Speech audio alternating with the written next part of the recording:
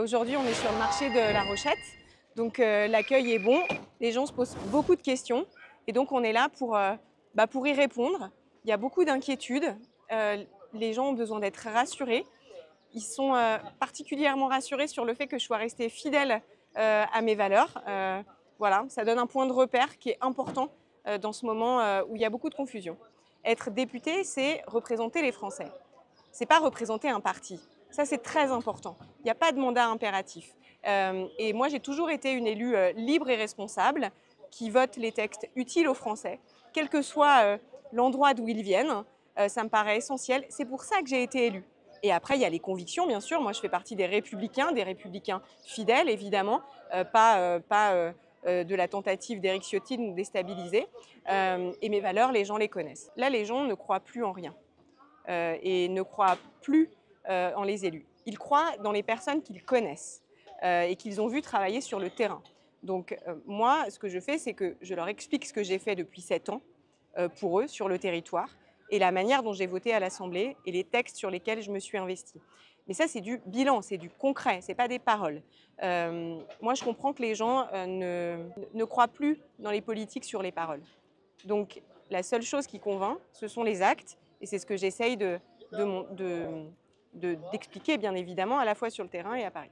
Sur le terrain, la méthode, c'est la même, hein. C'est d'être au contact des gens, c'est d'accompagner nos entreprises dans leurs projets, c'est d'écouter nos associations, d'écouter les bénévoles, de les accompagner dans leurs projets et de faire en sorte sur le terrain que des projets puissent voir le jour pour que les habitants du territoire vivent mieux. Au niveau national, les combats, ce sont les mêmes depuis des années, mais évidemment, ils sont réorientés où on met de nouvelles priorités en fonction, bien évidemment, du message que les Français nous ont fait passer et nous font passer. Donc, moi, au niveau national, c'est la défense du travail. C'est la seule manière d'améliorer le pouvoir d'achat des Français. Toutes les baisses de TVA, toutes les baisses promises de cotisations, c'est toujours les Français qui les payent. La seule manière d'améliorer le salaire des Français, c'est de lutter contre le chômage.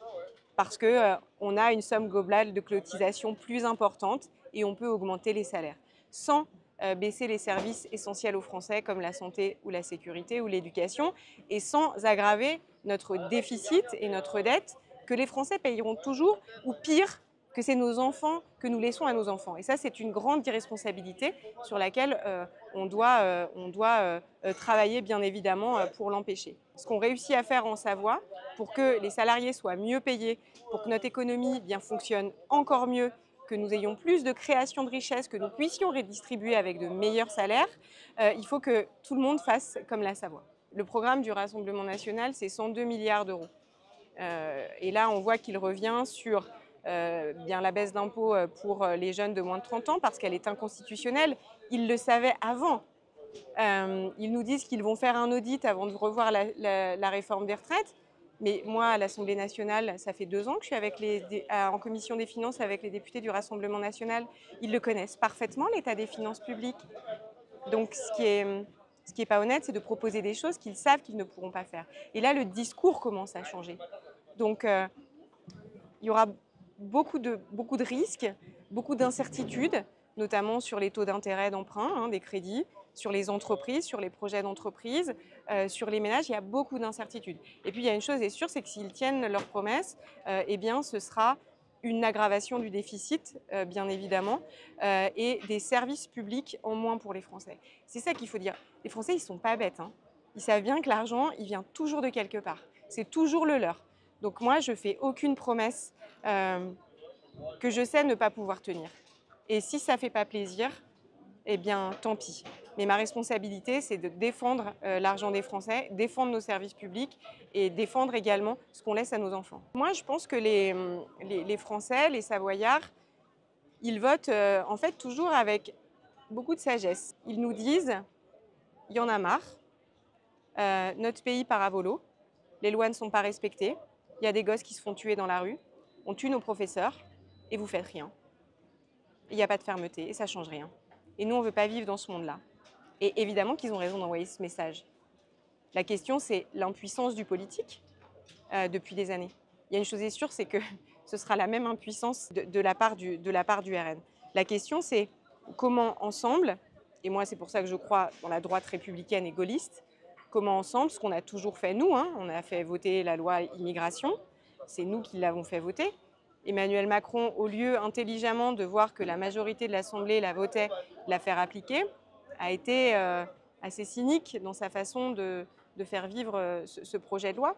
Il faut voter des lois, moins de lois, des lois essentielles aux Français et les faire appliquer.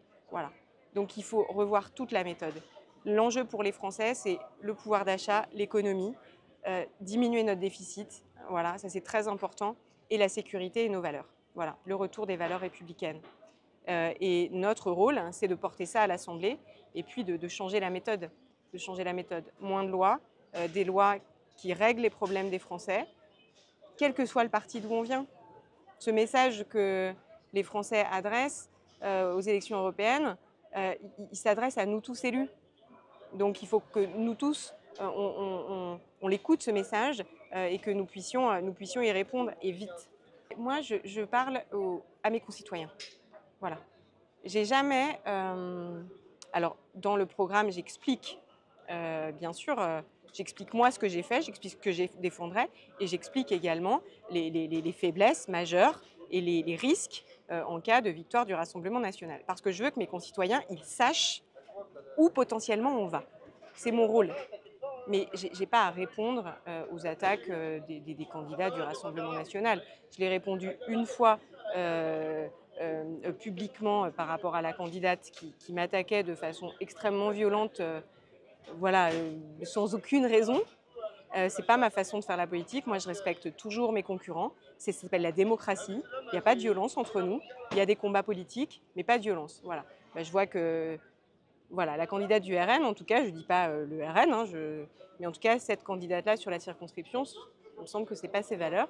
Je pense que ça, voilà, ce n'est pas un très bon message non plus qu'on envoie aux Français parce que les Français, ils ne veulent pas ça.